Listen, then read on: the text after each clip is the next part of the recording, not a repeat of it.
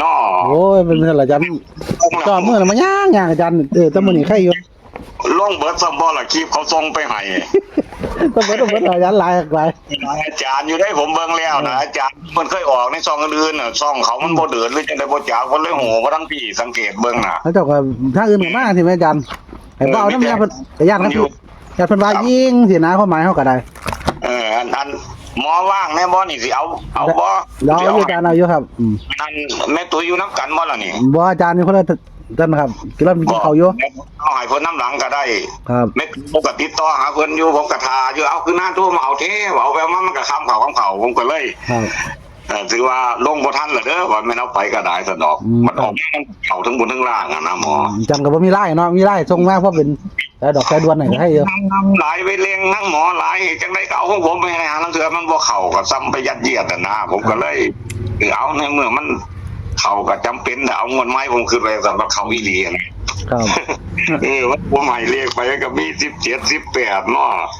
แล้วก็67 68มื้อนั้นแหละมันออกกันอันนั้น67 87นะมันก็ออกทั้งบนทั้งล่างนะหมอครับงวดนี้ก็สิ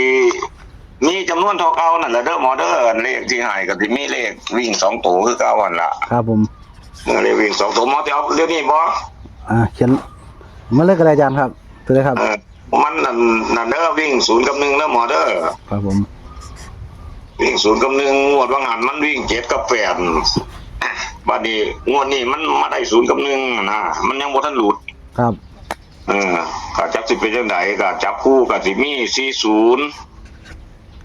40 45โอ้ย40 50ครับ60แล้วก็80 51 61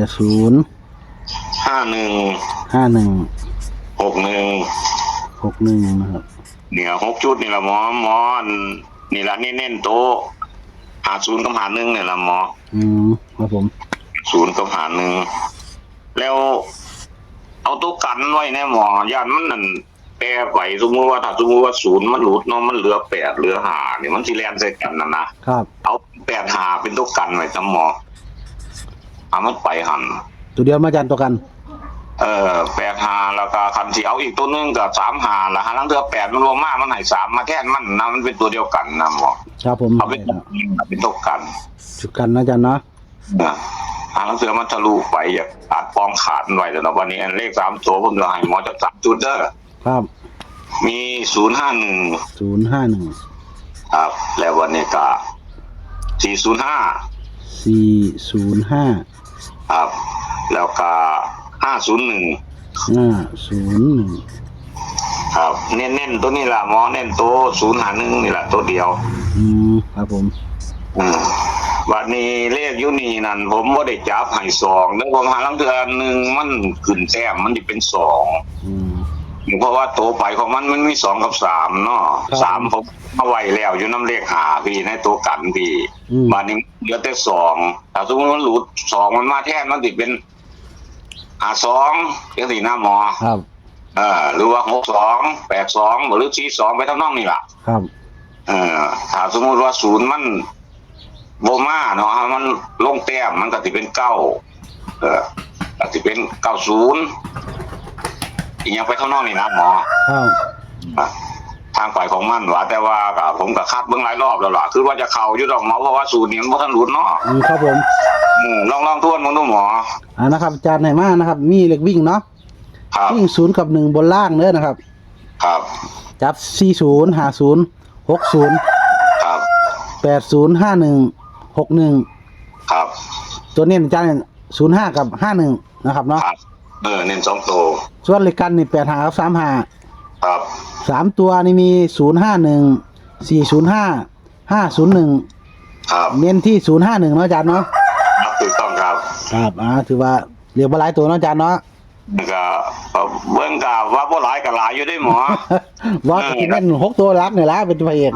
ว่า FC เพิ่นเบิ่งก็บ่ว่าใช่ว่าสิซื้อบ่ซื้อตัวเด้อมักตัวใดจะเอาตัวนั้นสมมุติว่ามัก60จังซี่ก็ FC ซื้อ60แล้วก็กลับไว้แน่แล้วก็ปีหน้าเบิ่งนำลายของมันขึ้นแต้มบ่ลงแต้มบ่ก็ขึ้นแต้มมันก็สิเป็น70กันลงแต้มเป็น50ไปตรงนั้นนี่นะครับผม ก็พี่หน้าเบิ่งอันบ่เป็นตานั่นก็บ่มั่นใจเจ้าของก็จะซื้อเพราะว่าหันเดี๋ยวมันหลุดก็เสียดายเงินนะหมอ มันมีตัวมักตัวชอบตรงกันกับน้ำมันน้อยอาจารย์เนาะ ผมผู้เฮ็ดให้นี่ผมก็มั่นใจสูตรผมเนาะผมก็มั่นใจสูตรเสื้อสูตรตัวเองบัดนี้ก็ FC นับไปแล้ว FC ก็ให้มั่นใจตัวเองได้อย่ามามั่นใจทั้งผมมั่นใจตัวเองยังไงตี FC ต้องมั่นใจว่าโอ้เลขเพิ่นมาตัวนี้ชอบน้ำเพิ่นล่ะ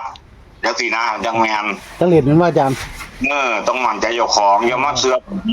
ผมผัดเสื้อสูตรเนาะเพราะมันนี่ต้องเสื้อมั่นเจ้าของว่าโอ้ยังเพิ่นละจังเอาคันบ่สองจิตต้องใจกับเจ้าฟ้าเอาเดี๋ยวมาจังเอาจังซี่นะครับเพราะว่าเดี๋ยวก็ออกมาใหม่เพราะเรียกมันออกดูเรียกแล้ว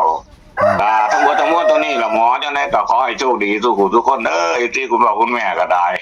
งวดว่างานบ่เสียดายอยู่มันเข้าบ่จังว่ามันเข้าบ่ปัดส่งให้กันบ่ได้เนาะมันบุญบ่ทันนอนเนาะหมอเนาะอาจารย์ต้องมามือแรกๆมือสิล่ะแล้วหมอก็บ่ว่างแล้วโทรไปกับตู้หมอกำลังอัดฉีดกันยังช่วงแรกก็ได้อาจารย์ให้อีหลีบ่พอมื้อนี้จังซี่บ่ได้เนี่ยมาจากประมาณทุ่มนึงเสียก็ได้สิลงน้ำเช้าคิวแรกจังซี่นะเอาจังซี่คันสมมติว่าผมบ่ได้โทรไปกับหมอก็โทรติดต่อมาหาลังเตือผมโทรไปทั้งหมอบ่ว่างเด้ครับเหมือนกันโอ้คือเห็นล่ะอาจารย์เห็นล่ะจนค่ำจนมื้อนั้นเช้าอยู่ว่าสรุปเลขหมู่เบิ่งบ่ได้เบิ่งจักเที่ยเนี่ยผมโทรไปว่าก็เกรงใจอยู่ญาติไปกระทากันกับตอนหมอกำลังทำงานอยู่นะกำลังอัดคลิปหนังอยู่จังซี่นะครับผมวันนี้ผมก็ปัดส่งทั้งไลน์บ่เป็นเนาะก็ส่งทั้งไลน์ผมสิส่งไว้ในหันแล้วให้หมอตรวจสอบเดี๋ยวก็สิง่ายเนาะไลน์นี่มันก็ง่ายแหละจังเฮาก็จริงๆแล้วมันง่ายนะผมเฮ็ดบ่เป็นนี่ล่ะกองมันนี่มันก็เลยได้มีลูกหลานบ่อาจารย์ลูกหลานที่ไหนอันหมอยเขาบ่ฮู้ทราบนำผมเขายังอยากให้ผมเช่าเฮ็ดน้ำเลี้ยงน้ำเบอร์แต่เอาค่าเครียดอาจารย์เฮ็ดไปโลดเดี๋ยวว่าค่าเครียดน้ำหมอเขาว่าที่นอนบ่ฮู้บ่ตัวหมอได้มันจันผ่านอยู่ครับยังเขาค่าเครียดบ่บอกค่าเครียดของพ่อว่าไปเด้อคนมากเลขเนาะที่ว่าครับนี่ดอยอาจารย์เรียนรู้ไปอย่างไรมันถึงนี่แล้วเนาะหมอเนาะอย่างไรที่คนใดหักโศกปีใหม่นี่ล่ะครับคือว่าเป็นการเฮาความจำเสื่อมเด้อพ่อเป็นการฝึกสมองตลอดเฮ็ดให้เฮาความจำดีตอนผมบ่เฮ็ดแนวนี้ผมลืมไปเบิดหลายกว่านี้แล้วอันนี้มันครับอันนี้ถือว่าเป็นการฝึกสมองเด้อหมอก็แนะนำอยู่ไดให้เฮาเอาเฮ็ดนะคิดเลขคิดหยังเล่นที่เฮาเคยผ่านมานะสัตว์มันมีความจำมันสิไปเร็วนะหมอว่าจังซี่ครับเพราะว่าสมองสูงอายุเนาะพ่อเนาะก็ไปตามไปนี่ล่ะหมอขอบคุณหลายๆเด้อคุณพ่อเด้อนะครับสิแบ่งปันอาจารย์ทุกชายก็ได้หมอครับนี่อันนึงเด้อเดี๋ยวบางทีก็ตอนบ่ายๆใกล้ค่ำผมสิเอาให้บ่ไทยสรุปครับผมจะทำอย่างนี้เฮ็ดเลยกันครับครับพี่ขาเลยครับผมครับสวัสดีครับเดี๋ยวมื้อช่วงแรกๆอาจารย์โดยไทยเอาลงน้ำซอกก็ได้ครับเอาจังซั่นแล้วเด้อมึงเด้อครับผมครับสวัสดีครับหลีสุขุทุกคนเอฟซีกันสวัสดีครับขอโชคดีครับสวัสดีครับ